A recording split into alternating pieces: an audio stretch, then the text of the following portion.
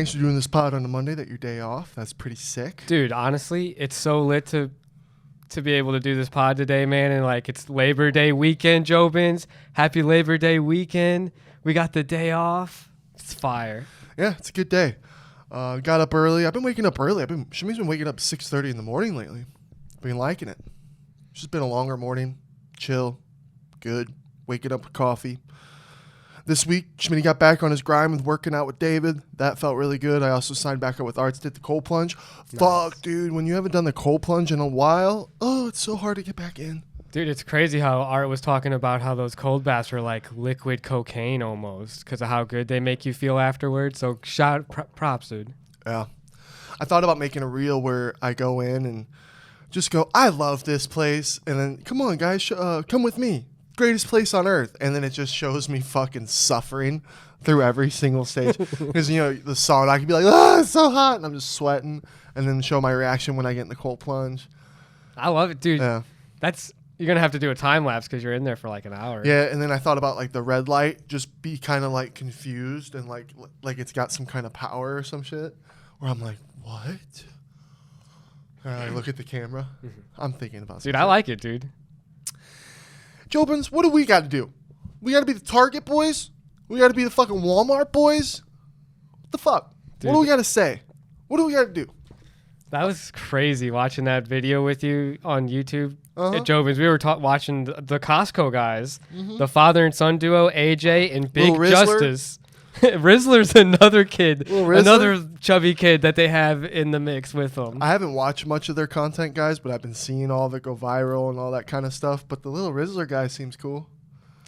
I don't know how I feel about like putting kids in that like entertainer position. Cause bro, guess who else I follow, dude, on Instagram? Did you watch Home Alone when you were a kid? Dude, this is next level where it's like your social life and reality TV. Like Mario Lopez, his family seems awesome, bro. They do wrestling and stuff, and like his kids do choreographed dances with him and his wife, who are both talk show hosts, and they have everything publicized. But I'm like, how much does that put on a kid's mental state? You know, shout out to the Lopez family. I think they're awesome, and it's like, whoa, family goals or whatnot. But it's like, you know, that's what we see. But like, I wonder how much really goes into like how that affects everybody involved. If you had a kid, I see you being like the Costco boys. You think so? No, I'm kidding. You're not like that. If it was like Home Alone, like Macaulay Culkin wanted to be an actor, though. When I look on the outside and I go, whoa, Brendan's a banker, like his dad. Shout out Pops. Yeah. Yeah, no, that dude, watching those outtakes of the Costco boys, that is weird. You know, you feel bad, like, because you should never be exploiting your children for money. That's your kid, man. But, dude, the people with power and control and know how shit works, that's when shit gets weird. True. And they probably look at their kids as, like, investments. Well, hopefully this is just like what it's perceived as, and maybe that kid really does want to do all of it too, though. So it could be looking worse than what it was. I know anything can get taken out of perception, right? And they just looked like they were getting professional. The one guy was shitting on them, saying, "Oh, it's just gotten creepier." Well, it's like, well, they actually kind of. There is outtakes, but it is like those. It's like, whoa, some of those outtakes were just. Cringe-inducing. Chill, yeah, with like the guy's face. Yeah, that poor guy went through a lot. Like we have outtakes, but nothing like that. And Sean has outtakes, but it's like we'll just slip up saying something wrong, but it's never forced because that's what it looks like. It looks forced and not fun. It doesn't look like they're having fun anymore. Yeah. And it's like, how much can you do the same thing over and over, and then it gets rewarded as much as it does. And that's the thing. It's like, would you rather go viral for something that gets you quick and rich quick, and then you just evaporate and you're gone? Or would you want to stay? I would like to do like, so for podcasting, if we blew up and we became famous, right? 100. I would want to do that forever. I'd want to podcast till the day we die. That would be amazing. I want to be old with you, wrinkly. You know what I mean? And then, because then looking back on all this will just be a lifetime of podcasts. We'll be like, holy fuck. Dude, and like the whole community too, like all the Jobins as well, like it is legendary. So at the end of the day, I don't want to be the Costco guys. I don't want us. We're thinking about going to make a reel, Jobins. We're going to go make a Target reel, like a parody. What happens if we make the parody and then it goes viral and we're like, fuck? Well, it's different because it's like we're best friends, we're brothers, so it's not like the father-son duo or anything like that, where it's like a kid being exploited. You know, we're just entertainers. Like, what if the son and dad are so in it and they know and he's got that little kid so business, like a little Donald Trump guy? What if they're the ones laughing, going, "We love this shit." You know what I mean? And he's got that in that kid right now. I could totally see that playing out too, for real. Yeah, so who knows? Generational wealth, dude. Generational viral videos. Have their videos made you laugh? Have their songs been catchy? Actually, they scare me. The videos kind of scare me. Well, now that we know some shit. No, I just get like almost no judgment, satanic. like idiocracy. Like it just seems like bottom of the barrel entertainment. The double chocolate chunk! The double chocolate chunk! That guy would probably hate me because I would fucking master him right away as soon as I'd see him. I can't wait to have David on JOBINS because, all right, a hidden talent about Schmidt, and I'm very nervous about it. Like, I can never do it if someone says do it. If you go, Brendan, do the David imitation. How many times have you heard me do David's imitation? A lot. A lot. It's good. But for some fucking reason, if we were in front of some people and you said, oh, Ricky's really good at David's voice, Ricky, do it. I'd be like, you know what I mean? But for some reason, JOBINS, I have a gift with imitation. Like, I have a really good, even though I got fucked up ears, I don't know if that's like something, what's that about? That's just, I don't know. I don't know if it has any connection with your imitations. Yeah. But you do have some good ones. Well, you know, every time you go, I would do surgeries, you got to do checkups, and then when you're sick, you got to find out what's going wrong before you have the surgery. So there's all these tests, right, where they go beep, beep, and they get quieter or louder. And you're always sitting there focusing on them, you know. Left ear, right ear, you know, you're clicking a button. So what if that's kind of always made me kind of like think, I don't know. I love imitating. Imitating people is some of the funniest things. When's the last time you got a test like that? With the ears? Before we moved out here. When's the last time, dude? Honestly, my eyes have been like blind, so I've been like, I'm not saying blind, but like You're it's blind. hard. You know, it's hard for me to see a lot of shit. You can't read subtitles. You're blind. I haven't gotten an eye test in forever. If you can't sit on a couch and watch subtitles for a show, would you go with me to do like an eye test? Yeah, I don't want to. I'll hold your hand. I will. But I want to get an eye test and Mo praises LASIK. figure out where my eyes are at right now because they're bad, JOBINS. Tim praises LASIK. Right now, Schmitty's I don't have Sean O'Malley eyes. Freaked me out because I've always had really good eyes. But when I was sitting there with Sean and he could read the bottom perfectly fine, I'm sitting there going, fuck. You know? So my eyes aren't like what they used to be. I'm going to be 32. I think for a 32-year-old pair of eyes, I probably got pretty good eyes. Dude, it just makes you think, though, like reality. Like, what is reality when it's cut off by what I can see? I know. You know, or what you can hear. I know. You just brought it up because you were talking about like how you were doing the ear test and everything. And then I don't know if that does have any connection with imitations, but you do have some really good ones. Like your Donald Trump is amazing. I love it. And it's one of my favorite things to do. JOBINS, you're probably sitting here wondering, Schmitty, what happened to your eyebrow? Or you've seen it all over social media already with my accounts and everything. Yep. It happened. Dude, you honestly do look pretty good. Like, if any, like, I have really dark eyebrows. It would look so much more noticeable. It's already, like, kind of light and coming back in. It's getting better already, and it's not even that bad. Like, you're actually lucky with your genetics how it kind of turned out for you. I'm handsome no matter what. You're handsome no matter what, bro. Thanks, brother. Yeah, no, JOBINS. Some days it's easy, some days it's hard. No.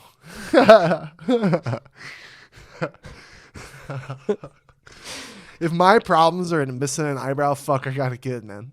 I can't wait for Vegas when you're going to be there. Because you're going to just... JOBINS, god damn it. Sometimes I forget it happened. It doesn't feel any different, right? So I'm just walking around and then like people will look at me and I'm reminded and I'm like, damn it. My eyebrows. Me, you, and the girls, we all went and got some fucking ice cream. And I didn't have my glasses or hat and I was freaking out before we went in. This is what happened. I'm going to give you the reaction of the lady. She's like, and then I'm next in line.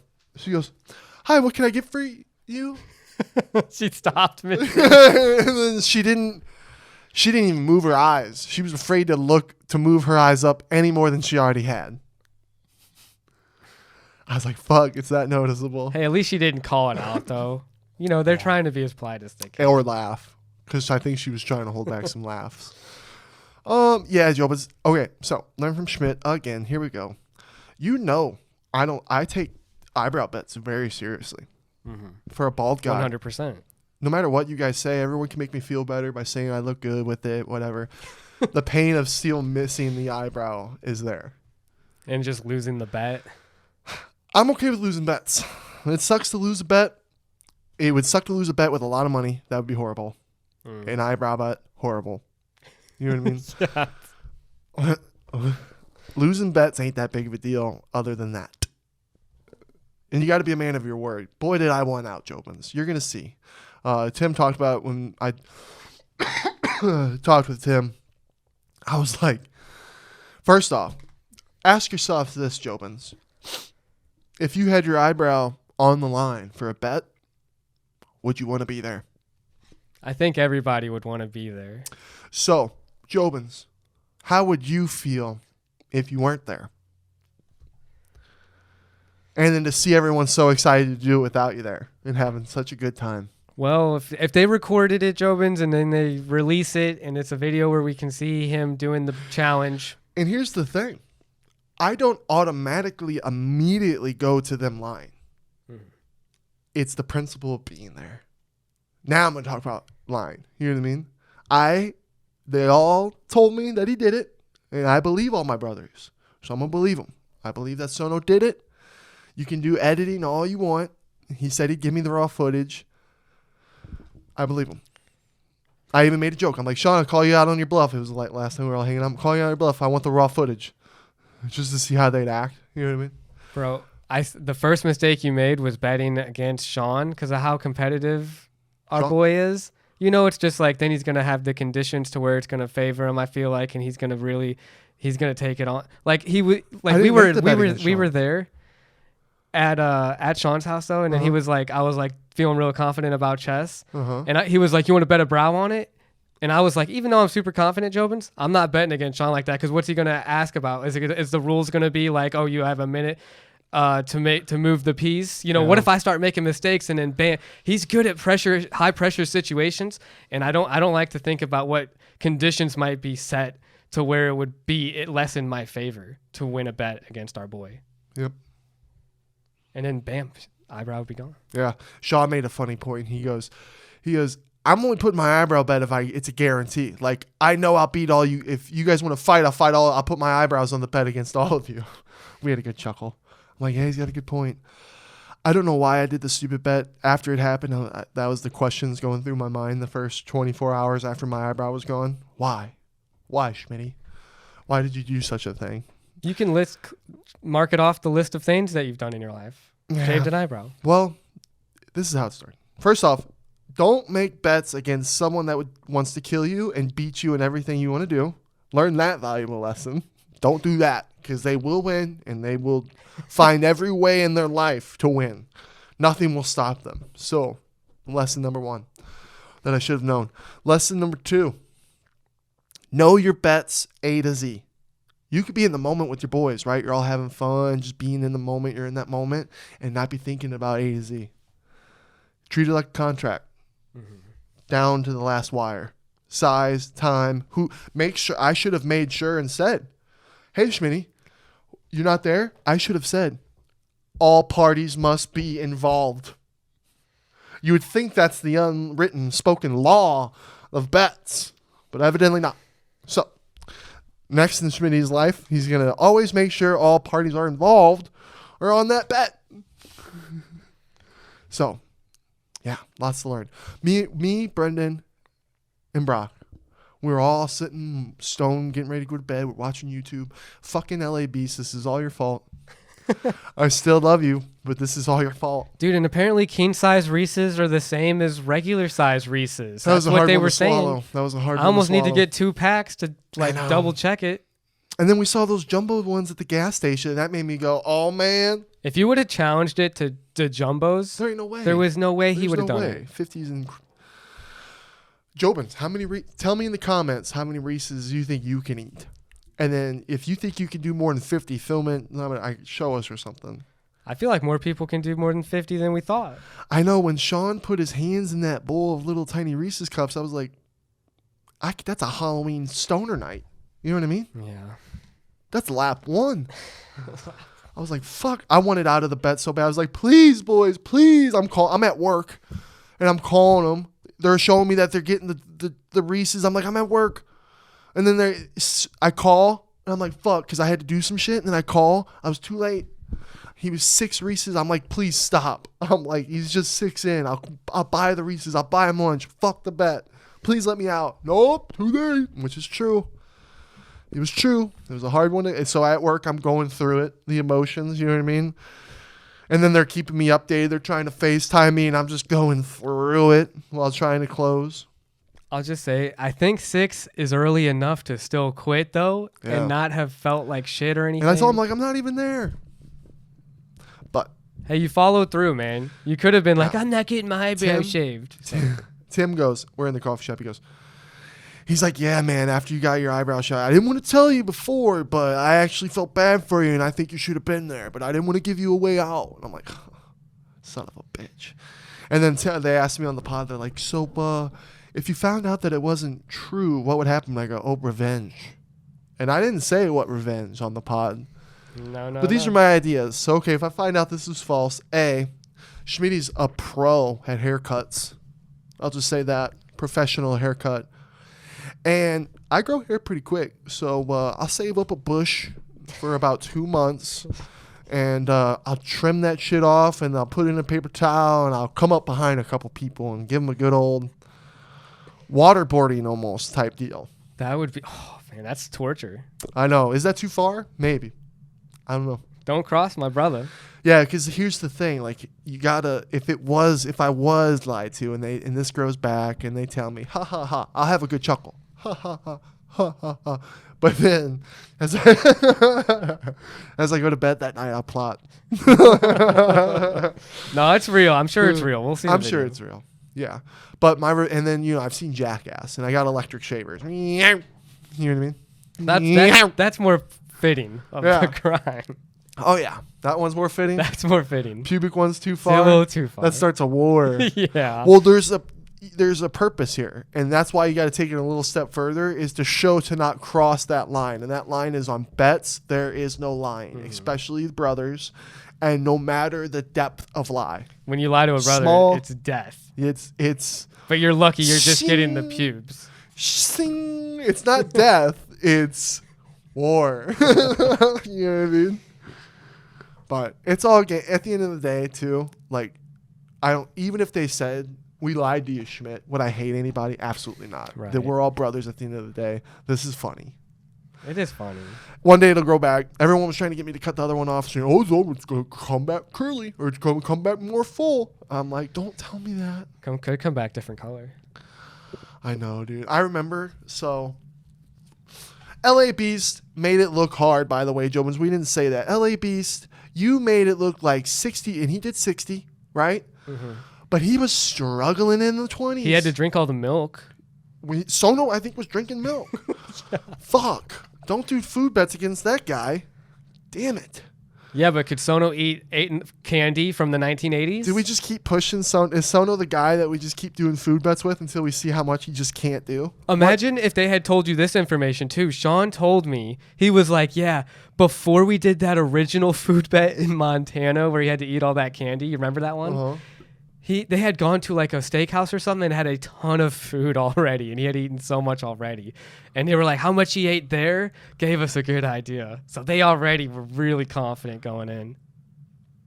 Yeah, Sean, you wanted it. You wanted this, and you know it, and I know it, and you know that I know it, because he goes, this is Sean, Schmitty, we just went to Sprouts, and I somehow managed to just walk by a bag of Reese's, and that was God telling me. And I'm like, I'm like, I can walk into any fucking store and walk by a bag of fucking Reese's Pieces, bud. You know what I mean? Sean knew. He said, my boy Sono's got this in the bag. Yeah. Oh, yeah. He even called me, Schmidt, what are you going to do with your winning? He thinks I'm so stupid. Sean thinks I'm so fucking stupid. It pisses me off. But I do that. I act soft and I act stupid. But I'd always would rather act stupid and be really smart than be the person that's really smart but stupid. Think about it, Joe. Whoa. Do you want to hear something crazy, bro? What? This is JOBINS. Listen to this. You couldn't make this up. Havildamir, a friendly beluga whale, found dead with a harness that read "Equipment St. Petersburg" in Norway. Appears most likely to have acted as a Russian spy. Ooh, they were using the animal? They were using animals as spies. It's so cool to think about. Well, they use animals for science. Why wouldn't they? How smart are beluga whales? Really smart. Bro, I still don't fucking manage to wrap my head around how they put letters on a hawk. Right? And how they trained that hawk to go all the way across the world to this person that needed the letter.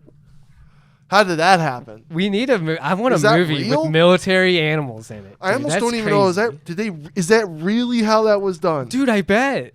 We got to give animals more respect. What did they do? You know what I mean? Like, and how did they know? It's crazy. That's pyramid type shit. That is birds crazy. Delivering mail back in the day. Because I don't get it. And beluga whales too, dude. They're smart. Yeah. They're smart as hell. Yeah. And it was just gathering intelligence for the Russians. Well, I mean, it makes sense. Dude, you can put a fucking thing on a rhino.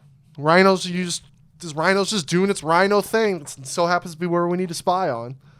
Even though it's a sad news article because the beluga whale's dead, it was a cool article because I was like, whoa, animal spies. Dude, beluga whales are super smart too. The fact that how smart some animals are it's just like, man, we don't know shit. It made me think though, bro, do you think animals can have nationalism? Do you think they can be like pro-Russian or pro-American? Like that Russian was just like beluga whale. Do you think it identified as like a Russian beluga whale? No, but I guarantee it they're territorial with other types of beluga whales. How many types of beluga whales are there? Or is beluga whale just one specific type of whale? There's no other types of beluga whales. Man, I wish I was more into zoology to know that. I don't know. My reels have been real violent with animals lately, and then I hate it, but then like I'm so fascinated with nature, and I'm like, okay, this is just nature shows on my reels now. Just that's it, Schmidt. You know what I mean? Because lately I've been finding out that I never knew. Ooh, and it freaks me out. What? Lions know how to the Lion King, right? Mm-hmm. And then they have their territories. So other groups of lions don't fuck with this groups of lions, right? Well, I watched this reel where this old king lion of this group was out by itself, and this king lion and his brother fucking knew, and they fucking put him out. They killed his ass. Holy shit! You know what I mean? Like that's mafia. In lions. And it's like they didn't do it to eat. Guess how lions kill other lions? By breaking their backs. They know how to break each other's backs. So you'll see, I see other videos of other lions attacking each other, and then you'll see the other lion just dragging its back legs going, and it's like, oh my God. Oh, my back hurts just talking about it. Oh, but it's just like, nature's wild. And not only is it wild, but there's strategy to it. And if there is strategy to animals, brother, right. What is that about? And the fact that mushroom things all across the country, and then you got all these ants that can do shit, like, bro. That is so... Nature's wild. Nature is wild. Yeah. Did you know that about lions? I didn't know that about lions, bro. Yeah, they can kill other lions just because they know of the power structure.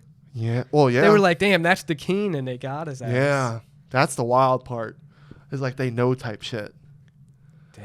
Because it's always so interesting. You like, so I'm in the parking lot.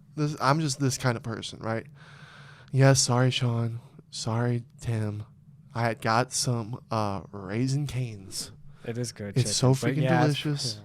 I'm sorry. I'm not a big fry guy, though. And they come with fries. So I'm sitting in my car. and I'm throwing these birds are on. I'm gonna feed some of these birds, and these motherfuckers know. And then there's birds coming in from nowhere, and they saw. You know what I mean? And so I'm like, these guys know quick, and how do they all communicate? And then I'm watching them, and then they're smart. They're coming up to my car. They know I'm gonna keep giving them to them. These are fucking birds, dude. Yeah. There's that theory about the robot birds being spies. Dude. We wouldn't even know.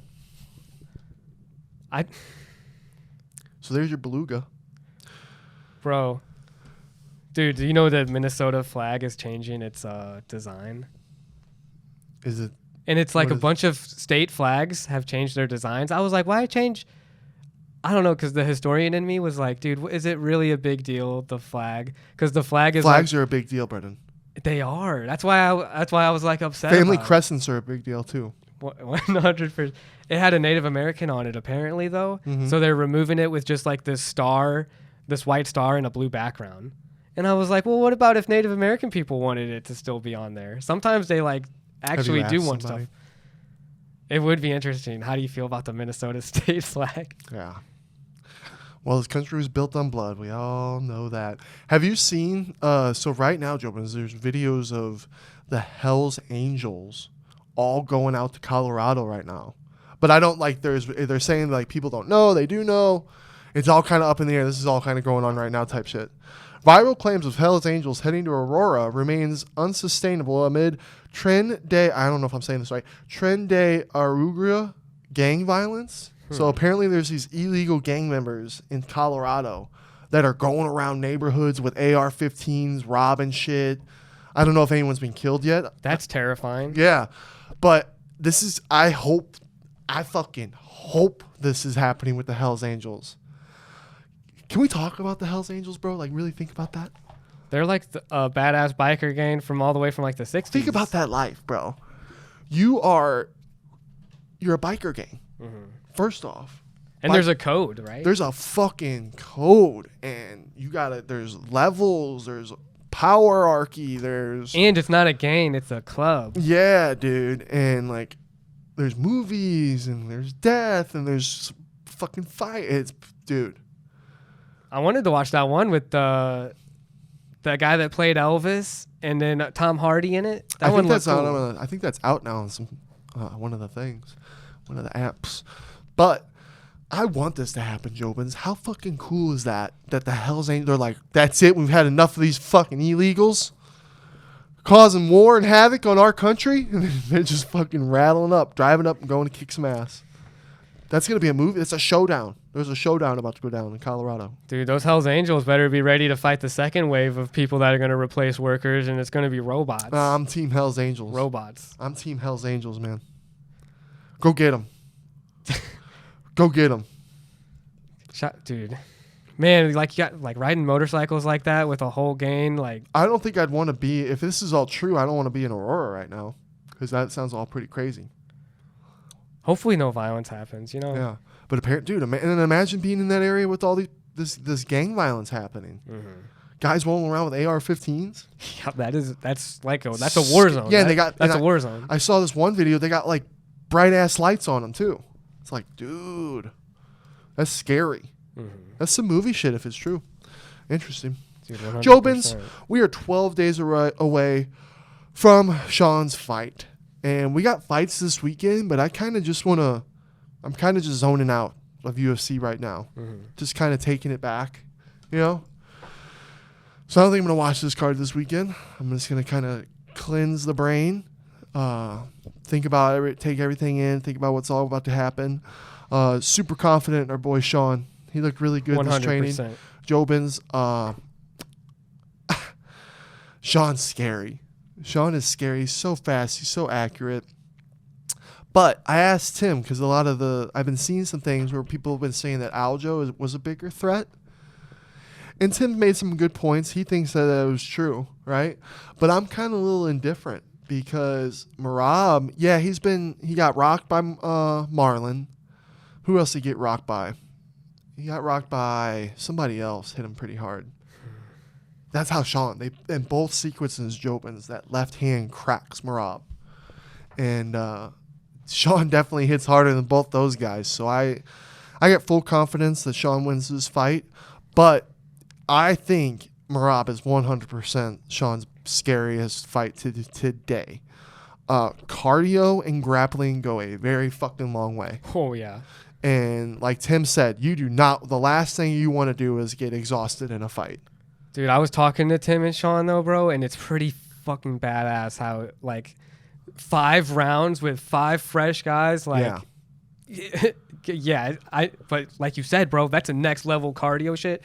But MERAB is. I think our boy can handle it 100%. though, with just how he's shown up. Accuracy, his power, his hips, his punches. And you get tired when you grapple that hard. You get tired. Oh yeah, 100%, right? So it's almost like Sean can use MERAB's biggest weapon against him, really. Because I can't see him doing anything like Dricus du Plessis did to Israel Adesanya if you wanted to maybe look at similar game style matchups. Because he actually was hitting him and stuff. Dude, Sean is too big and like too good with his distance. And Sean can take a punch.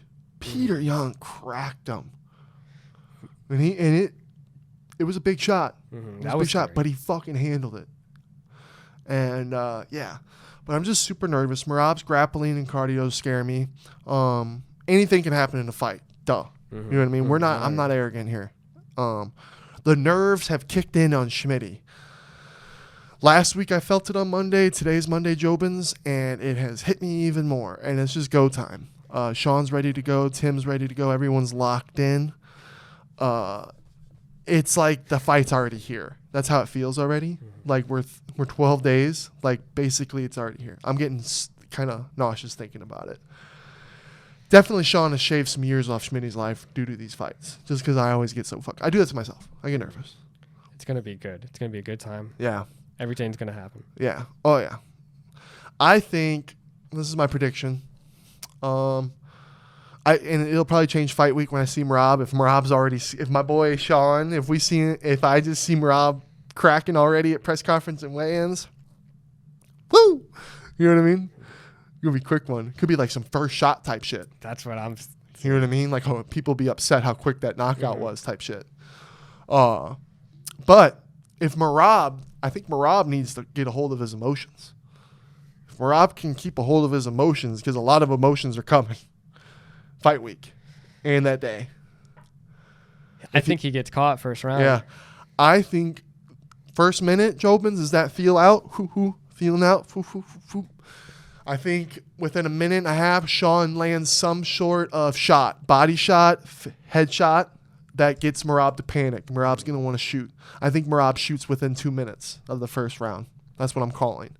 If MERAB doesn't shoot at all the first round, and he makes it out of the first round, I'll be like, whoa, didn't see that coming. You know? I'm so because he is the most dangerous guy in the division, so it's good to fucking see this. And then there's this is the Umar. fight the fans need, bro. It's gonna be great. And then there's Umar. The division is stacked. And then there's our buddies that are in there that's sweeping people and having big fights. Although in Mario's a huge fight. That's a huge fight for the division, bro.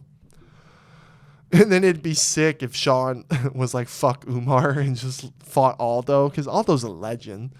And to have a fight against the legend would be incredible. Especially someone, Aldo, who I was there, I was thinking he was done. And if he somehow makes a fucking comeback, how incredible.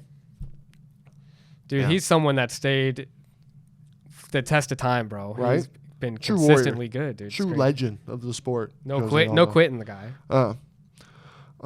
So yeah, 2 weeks out, Joe, 12 days out.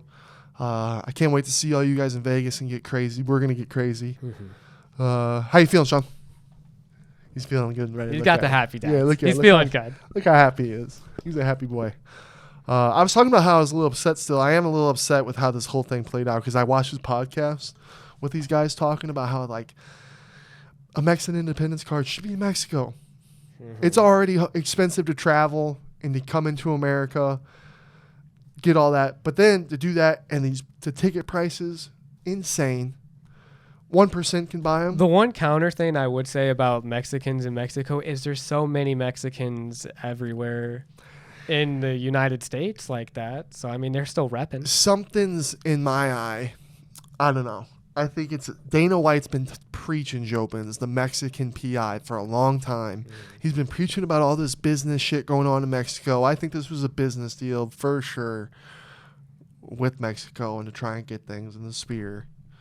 But I don't know, man. I just wish Sean is the most colorful champion, JOBINS. One of the most colorful champions the company's ever had.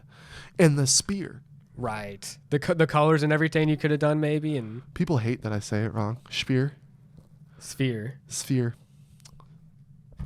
You make me say it wrong. Oh, I know. Say it enough I make times. a lot of people trip up. It's fun. The globe. I'll just start calling it the globe.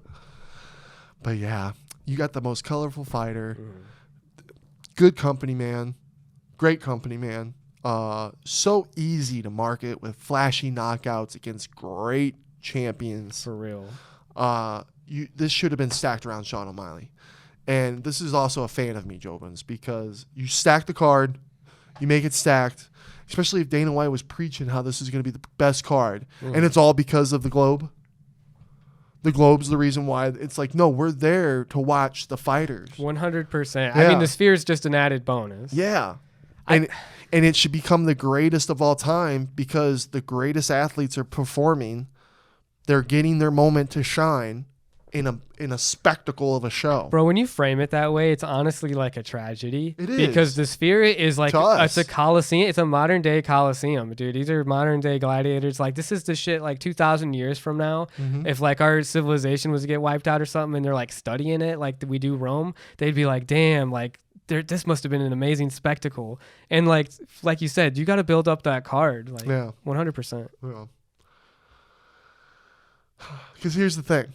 In order for me to invest in the fighters, the company has to invest in the fighters. And if you're not promoting the fighters, how do the fans back the fighters? They don't.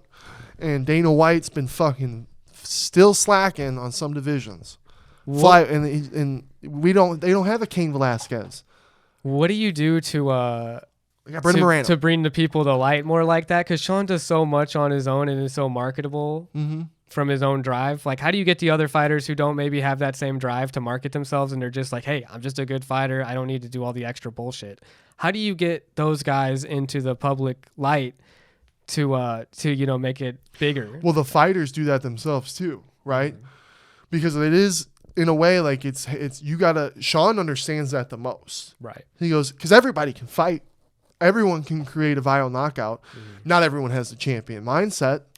And here I'm like, man, I got to quit asking Sean why he hasn't stopped fighting. Because it's like, well, when I look at his bigger picture, he hasn't accomplished what he wants to accomplish.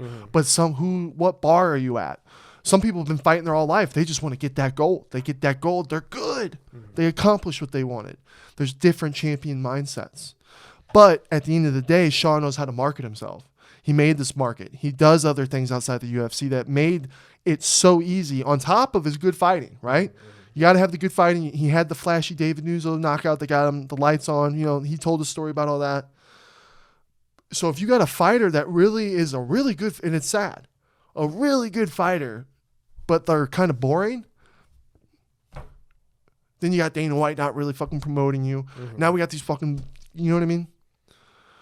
So I think fighters should definitely be more promotable if they want to make more money. Right? Make a reason. You got to have a reason why people want to watch. And then the biggest thing, too, is like, Dana, you got the roster to set up the card now to be. But as much as I'm saying that to the fighter, it's the same as Dana. It's like the UFC's got to promote these guys better.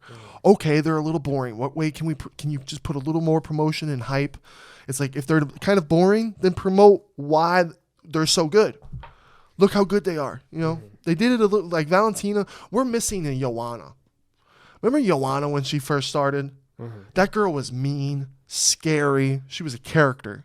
How excited were we to always watch Joanna when she was coming up? The thing that sucks about Joanna's story is like I feel like it got just train wrecked by Rose. It happens. Because of her behavior during all that. Because she was just in her champion mindset, and so I don't fault her for that. But I feel like a lot of fans had. Like Cody Garbrandt. I remember like rooting for Cody. Especially in the Dominic Cruz fight. Yeah. And he looked he looked amazing in that fight, too. Yeah, and when he beat Dominic Cruz that way, I was like, holy fuck, okay, Cody's legit. But it happens, you know? That just happens. So, yeah. That was my rant about the globe. The evolution of the game, though. To think that even at one point he was talking smack against our boy is so funny. It is. Cody No Love. Like, dude, oh my God, he would be like smoked. That would have been... we could have maybe saw that. That would have been crazy. He would have been so mad after the fight still, I think. Yeah. After Sean knocking him out, he still would have been just running around pissed off. I think so. Yeah. That'd be an interesting guy for them to get on the podcast. Yeah. Cody No Love. Yeah. But all in all, and at the end of the day, I told the boys, I'm like, even though like they could have stacked this card, right? Oh my God. At the end of the day, dude, we've been to Sean cards where they're stacked. I forget who was on the card. Because we're just so hyped up for Sean. At the end of the day, we only remember Sean anyway. So, but it's just the two things. I think it should have been Mexican Independence should have been located in Mexico, and because if Dana White's gonna open his mouth and do his thing, it should have been marketed around sugar. That was that. And today, though, it is going to be probably the most amazing fight we've seen. Yeah. And then it's just on from here. So let's just see. It's weird, man, because we're so confident, but anything can happen in a fight. It's just so scary. It's so scary what Sean does and what Tim do. Fighting's crazy. And yeah, like you said, anything can happen. Like we can be as confident as we want. And he can be as prepared as he wants, but fluke shit happens. It's just insane. It's going to be whatever. Yeah. Yeah. So, I went deep a little bit into the confidential part with Tim about this, but we didn't get too crazy. Me and Dylan got to talk about it a little bit. I brought it up on the Timbo Sugar Show. Sean hated it, but I know you'll talk to me about it. Mark Zuckerberg conspiracy theory I got about the upper hand. Yeah. So, Mark Zuckerberg announced that the Biden administration was pushing him to be quiet about shit, non-misinformation about Russia, which happened to be information about Russia that wasn't misinformation. Right. And then also, I think I saw some stories about the Biden family they wanted hushed. But then now Mark Zuckerberg basically just saying, you're not going to have the power over me this election, period.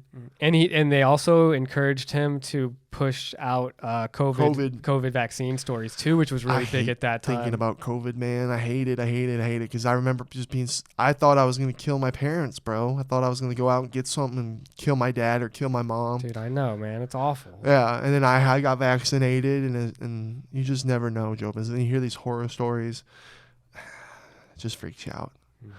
But so for Mark to release a letter though from Meta, that's to like confirm it read like AI. It confirmed though what people would be called crazy for. Yeah. Back in 2020. I think JOBINS, and I think it's true. I think this one's true. I think it's true. I think Mark Zuckerberg played him. I think he had the upper hand. I think he knew what was going to get. He said, "Oh, I got an idea, and here, and then we'll use it." And then we'll be able to say, hey, we're not going to let you have power over us. Because now what? Now you're your own power, right? We're in interesting fucking times right now, bud. I don't think Mark Zuckerberg thinks about like the United States or Russia or anything. He's thinking about the metaverse, bro. He's thinking about his company and just how it could be global. Yeah, and it already is global, but just those world movers, like him and Elon, bro, they scare me so much just because of how powerful and they're intellectual giants, too. They're scary motherfuckers. Well, if you're right? Okay. So, JOBINS, if Brendan's right and we go through this huge crash, right, and then Trump comes in and brings it back up, I'm like, okay, so what do we invest down here so that we're up here? Bitcoin and Ethereum, guys. JOBINS. That's it? It's crazy, and I know it's really... It's a classic story of the rich get richer, so where you have to have a lot of money, like a lot of capital, if you're going to want to see some real returns and be able to get like Bitcoin and Ethereum. And it's gaining a lot of traction. And fucking Warren Buffett, bro, he sold off 389 million shares of Apple stock next.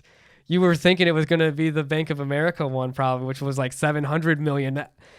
389 million shares of Apple, nearly half of their position in Apple. Warren Buffett said, I don't want to be involved in them anymore. That's kind of crazy, too. I know it's a little different than what's going on with Meta, but that's another world mover. I think so too, right? Because Apple's been pretty big. But really, at the end of the day, who's the guy for Apple? I forget his name. Tim Cook. Tim Cook. He's the CEO. Tim Cook. You hear how often do you hear his name? But yeah. I mean, you hear it a lot in like Business Insider, like when you look at like because he talks, he's on the financial side of stuff too, because he has to appease like board members. Right. That is interesting. Warren Buffett is an interesting guy to watch his moves. Right. Well, is it gonna be Musk? Is Musk the guy that they're like, he's the guy we're gonna invest in now? Like whenever this happens. If you're looking at it like Game of Thrones, bro, Tim Cook, he's a house. You got Elon Musk, he has his house. Yeah, I would Mark say Zuckerberg has his house. I would say Cook is fucking John or the first guy at the wedding. Cook's gonna be him. Yeah, I like that. The Red Wedding. You think Rob Stark? Well, Tim Cook's Rob Stark? Maybe not, because Rob was gonna be a good guy, right? But like Apple has been so powerful for so long. Monopoly, stranglehold on phones and everything. Yeah, but then you got Elon Musk who's doing Tesla and changing the game, and then with the satellites, and then like who knows what? Like he can literally push anything that Apple does. Elon can probably do better. That's what I'm trying to say here. What scares me though, bro, is those two are like the rivals that are really fighting each other. Elon Musk, or not Elon Musk, freaking Mark Zuckerberg. He's just sitting on the. Mark Zuckerberg is the main one, bro. And I think it's releasing that letter was a power move. That's what I'm saying. And I like what Patrick Bet David said. The 3 reasons why he thinks Mark's doing it: either to beat a whistleblower, switching sides politically, which makes the most sense. Yeah. Because you just look at podcasting, you look at Dana White with Donald Trump's relationships with sports. UFC's become such a big thing, and it's super global as fuck. 100%. And yeah. And then you got Elon Musk, who's friends with everybody, same thing. It's very interesting. It's such a good time to be alive. That's the movie we need, or the TV show. We're in it. Yeah, we're in it right now. We're in it. We'll just grab the popcorn and tune in, because these next couple months are fucking crazy. For real. Yeah. And then sometimes I'm like, man, I'm such a sheep. We always think something's going to happen. Nothing's going to happen. But then sometimes I'm like, man, something's going to fucking happen, I think. I hate sometimes, okay, JOBINS. I just hate how sometimes y'all hate me so much because of my political views. I know I am not smart, right? I just observe, and like I can always, like, I should read more. I can always read more and study more and learn more. 100%. Dude, everybody can. But I'm just observing. I'm just viewing, and I'm just talking what I think. Yeah. But we get so mad and hatred. You got mad at Cookie. We're on the phone, and you were ready to go because that's you and you. And like how you said I'm not gonna say who, but a relation that you have with a family member, and how heated you guys get because of politics. It's too emotional of a subject. Yeah, sure. Right? Relationships, religion, and politics are like, people will hate you for it. And it's like, I don't know. It should always be about doing the right thing at the end of the day. That's it. Doing the right thing. Yeah, just trying to look at their actions, and it's not so much their words. Like, because a lot of the times they use like trigger words to like say like change is coming, or like, we're here for everyone and the American people. And I truly think the smartest people are stupid. Like, we're all stupid. Like, everyone's kind of smart and stupid at the same time. I don't know. Hard to explain. But yeah, very interesting. Interesting. You want to think about interesting times? A man was removed from a Delta flight for wearing a Trump shirt. And apparently, because they can do it, because in the laws of Delta guidelines, if you're making the other passengers uncomfortable, you are able to be removed. Yeah. Guess what? Mo was just at a soccer or football game, and he held up his Palestinian flag, and they came and took it. It's bullshit. Right? I think it's bullshit. Right? If anyone should be allowed to freaking wave that flag, it's our boy Mo. 100%. Pisses. That's just dude. Things like that just kind of piss me off. It's like they're allowed to be there too. Bro, that's how lucky we are with being in America with like freedom of speech. Well, yeah. It's crazy, JOBINS, at the end of the day, just that alone, right there, that one power. People die for speech. How awesome is this? We get to talk to you, Jobins, and be able to say whatever we want on this podcast and not have to worry for our lives. Yeah. That's and we true. accidentally, and we might spread some misinformation and not get killed for it. People get killed for that shit. Mm-hmm. True. So yeah, very blessed to be American. 100%. A lot going on, Jobins. A lot going on. What else you got for me, Brendan? Oh, I had the Brazilian government. They've blocked social media X. Elon Musk is X. Mm-hmm. Again, world player. So it's like their Brazil government is almost fighting him now, that house.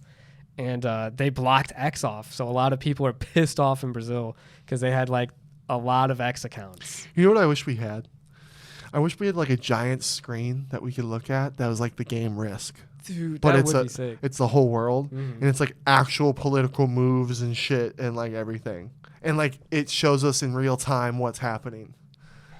They got to have some kind of AI thing like that, because if we can go downstairs and play Risk right now and have some kind of view and thing and feel for the actual real thing, they got to have that. They should update Risk like that, and that would be such a sick game to play. If they World did War like a III video Risk? game Risk. AI like that. Risk? Yeah, bro. Risk AI. I think that'd be sick. Yeah. Fuck. That I liked Risk at first, but then I started really getting into Risk. I'm like, this game's too fucking real. This game is too real. This is the game for us to know what's really going on. It's a fucking board game. Dustin Poirier versus Colby Covington. Mhm. I like this fight for 309 Madison Square Garden. I don't know if that's the main event or what. I was looking, they don't have a card yet. Saturday, November 16th. I almost feel like it's obvious who we should be Who wins? really like rooting for. Well, it's pretty obvious who wins. Ooh, who do you think is gonna win? Dustin.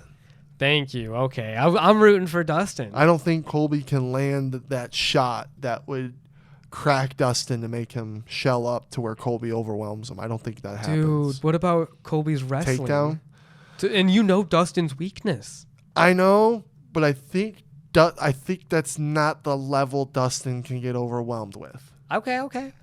I think it's a level that can get taken down and maybe a little frustrated, but I think it's a level to where he could get the cage and get up.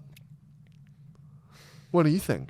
I hope. I honestly have been rooting for Dustin because he always loses at like the biggest moments in his career, but then he has such legendary fights also that you cannot take away from the guy. I know this could be a really fun fight. I like Colby Covington. He's always been a shit talker, Jobins, but when you back it up, lately it's been cringy and hard to watch. The last couple ones because he's been so still about it, and then it doesn't work out at all.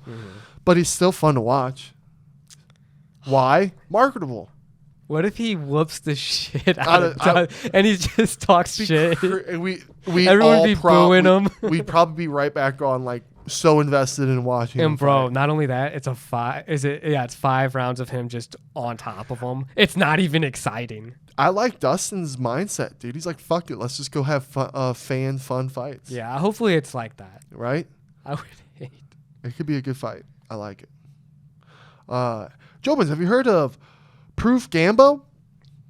Have you seen him? Have you heard of him? He's this older, I think he looks older, white rapper guy. He does reels on Instagram is how I've discovered him. Mm-hmm.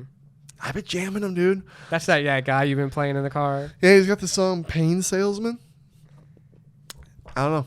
And then the way that these guys, milk songs, so like you have your 2.5 minute song, and then you got like 3 reels that you make for that song. That's interesting. I like the studying. Yeah, that's what he seems to do. Because I've seen 2 different reels so far for Pain Salesman, and it's 2 different parts of the song, and I'm like, okay, but it's what you got to do. Does he have like a whole music video Yeah. for it? And Yeah, then he does music That's how the videos. reels are broken up. Yeah. But I don't know if he does it all by himself. I don't know the whole story of this guy. I think he just did a podcast with someone I was looking on YouTube before, and I want to watch it. I haven't watched it yet. But if he does it all by himself, yeah, I'm like, damn, that's really impressive, because his reels are artsy and they're cool, and that's what got me locked into him. And then he's actually a pretty good rapper. Yeah, he's got a good message in there. Yeah. And the way that he like mixes it up is pretty cool.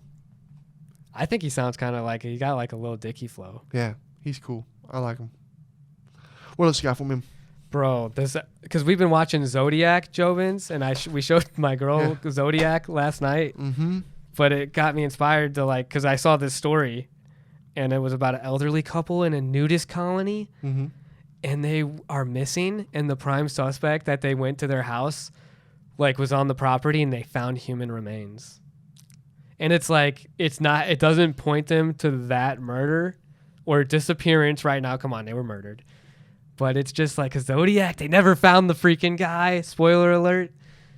I kind of rewatching that movie last night, dude. I kind of was like, man, there almost seems kind of like some holes into this whole story. And it kind of like I'm like, man, as an adult, I'm like, did the Zodiac killer really ever kill anybody?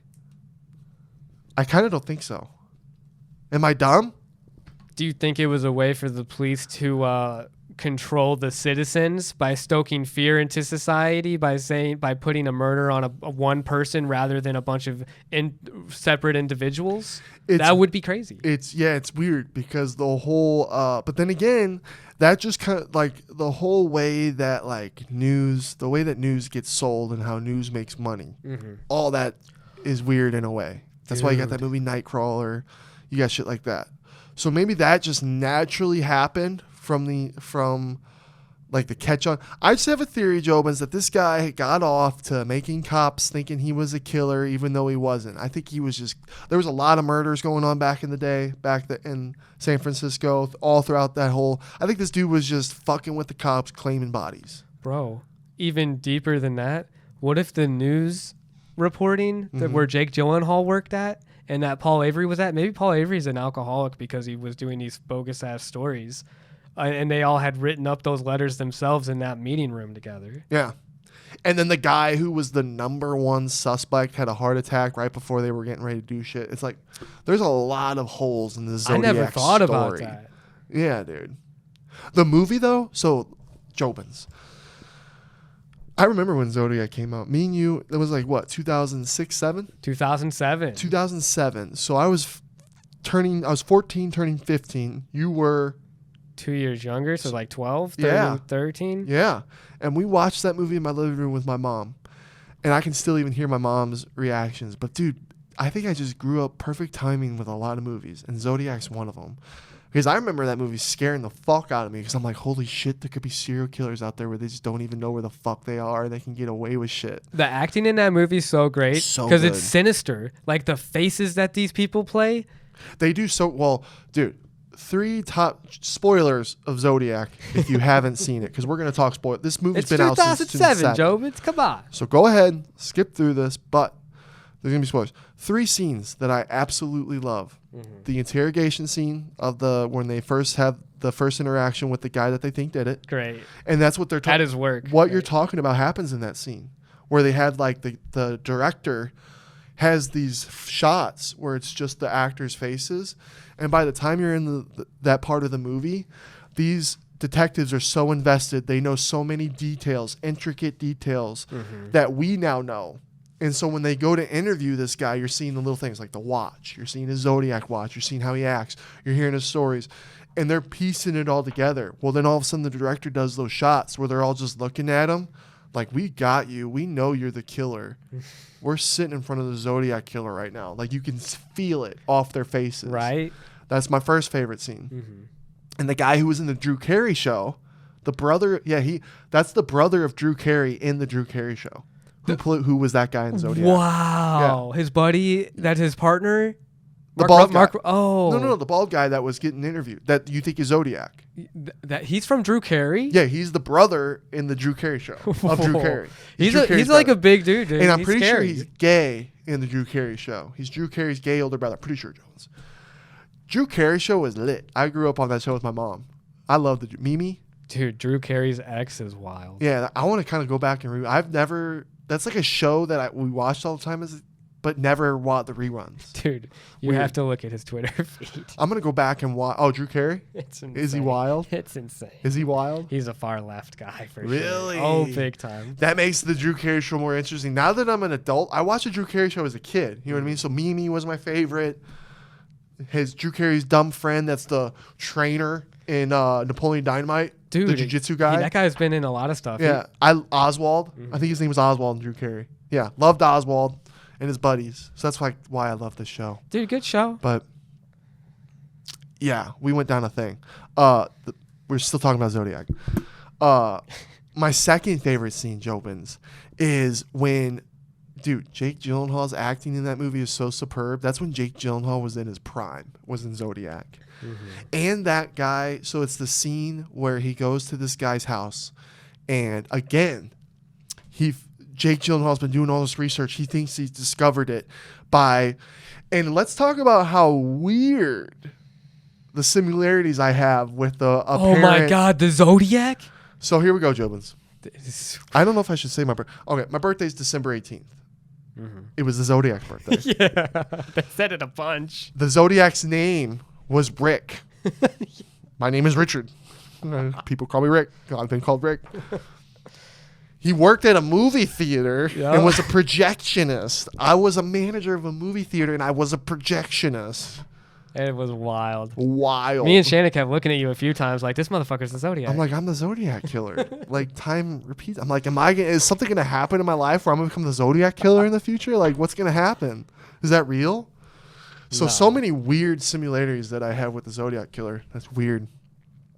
But, again, so Jake Gyllenhaal, he thinks he has all this information, and he thinks that because the drawings that he found were the closest identical writings to the Zodiac killer. Yeah. So here's this fucking Jake Gyllenhaal, and he's in this scary guy's house, right?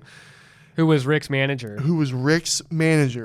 And he goes, and Jake Gyllenhaal goes, these are the most closest identical writings that we've had to the Zodiac. And the guy goes, Rick didn't make those drawings. He goes, I did. And then you just see Jake Gyllenhaal's face of like, oh, fuck. I remember feeling that the first time I watched it as a kid. Like that, get the fuck out of the house. Get the fuck out of the house. That guy's performance is underrated too. 100%. So good there. And then he goes, let me go get it down in my basement. And then Jake Gyllenhaal's even talking. He's like, there's not that many basements. And because they knew that the suspect had a basement. So then you're going, oh my God, don't go down that fucking basement. And it's the scariest fucking basement in the world. Yeah. And then he's down, and then that scene too, where he's like, are you sure nobody else is upstairs? And he's like, yeah. And he's like, and then you hear something, and he gets the fuck out. You're like, get the fuck out, get the fuck out. Oh man. Such a good scene. And the way the movie looks, like the film. Like, I remember as a kid, it put me into that time. I was like, man, I'm watching this movie. I feel like I'm in that time. And it takes place between 1969 all the way to 1991. Yeah. Shannon said the movie was a little long and a little repetitive, but like, dude, for some reason, those kinds of movies lock me in. I think when she was talking about the repetition, it's the fact that the detectives get like all these details about him, and then it's like, it's not our guy. And then they go back to the same guy. That's because they know who it is. Yeah. So that's where they might get that idea of that, but I don't think it was repetitive in my own opinion. And I thought the movie, but I could see where when you watch it, like it manages time very well. I think the movie managed time very well. You got characters changing. Robert Downey Jr.'s acting in his character, in his downfall. Yeah, he did such a great. And that was the time when like Kiss Kiss Bang Bang came out, which is another great Robert Downey Jr. movie, and Val Kilmer. If you haven't seen that one, JOBINS. Dude, it's so cool to think that it wasn't the killer himself, but the investigation itself that impacted these people so much. Right. Including Paul Avery. In the writing in that movie. Like, you got Jake Gyllenhaal's relationship with his family, right? So he meets this beautiful woman, they fall in love, and then him being so invested in the Zodiac, you're seeing how it affects his life and his kids over time and her. And then that scene when he gets the call, you just feel like, oh my, because I put myself, I'm like, dude, that would be terrifying. The director doesn't get enough credit for the passage of time techniques that he does. Like Jake Gyllenhaal having more facial hair at the next scene, and it's like, oh, some time passed. Because they don't always use like this date. They put the dates on there sometimes, but other times it's like, oh man, look, his kids. Or the guy having white hair. Yeah, or his guy having white hair, or the kids getting older. Like those were subtle. Cool. They're subtle. He doesn't have to tell you every time. It's subtly through it. So where if you just pay attention. And like, so when Jake Gyllenhaal's like, I just want to see him. I just want to look at him and know that it's him. And then at the end of the movie, again, my third favorite scene of the movie, JOBINS, is when Jake Gyllenhaal walks in at the end. And he looks at the guy, and the guy looks at him, and he knows, and then he walks out. fuck, dude. And then it boom, and then it goes and it cuts and it tells you all what happened after. I remember when that movie ended, when we first watched it, having such a like, holy fuck feeling. I miss movies like that, man. They should have ended it on Jake Gyllenhaal's part. I think so too, but I mean, it still ended really good. Mm-hmm. Yeah, and the guy's like, "That's the guy." Yeah, that's the guy that shot me. They probably should have flipped it, right? Had that scene. Mm-hmm. And that would That's how you Jake fix it, Gyllenhaal. because it's still a good scene. Yeah. It just wasn't right at the end. We know it's confirmed. Then Jake Gyllenhaal walks in and just looks at him. Because, yeah, dude, Jake Gyllenhaal back in the day, fucking sick. Mm-hmm. Damn. I want to see Nightcrawler, too. If Nightcrawler is anything like that movie, because I've never seen Nightcrawler. You've never seen Nightcrawler? Yeah, never. Bro. Okay. Me, you, and the girls, we're going to watch Nightcrawler together. Okay, because if it's like that, I'm down. Oh, man. R.I.P. Bill Paxton, dude. Oh, Bill Paxton's in it? And it was not that long after Nightcrawler that he passed away. And he kills it in Nightcrawler. It was such a Bill Paxton role for Nightcrawler. It was like he never went anywhere. You know what I mean? Mm-hmm. Fuck, I miss Bill Paxton. I grew up on that guy. Original Twister. Everything. Fucking Bill Paxton. Apollo 13, Titanic. Aliens. Legendary. Terminator. Bro. Or no, I don't think he was in Terminator, no. Don't talk to me if you don't know who Bill Paxton is. He was in Predator don't 2. Fucking talk to he me. was in Predator 2. That don't was you where fucking he was. talk to me if you don't know who Bill Paxton is. Bill Paxton will remain a legend forever. Mm-hmm. Shout out to Bill. Jobins, that's the episode. See you next week. I'm dropping Tim's pod on Thursday. Then we're going to do our pod. Then boom. I want to take the pod station to Las Vegas. Do a pod in the room. What do you think? Legendary. Should Definitely should do it. All right, we'll do it. We take the table. We get it all set up. Hell yeah. But let's go, Jobins. Let's go. It's fucking wartime. Let's get the face paints. Mm-hmm. Get your fits ready. Let's go. It's on. See Love you next guys. week.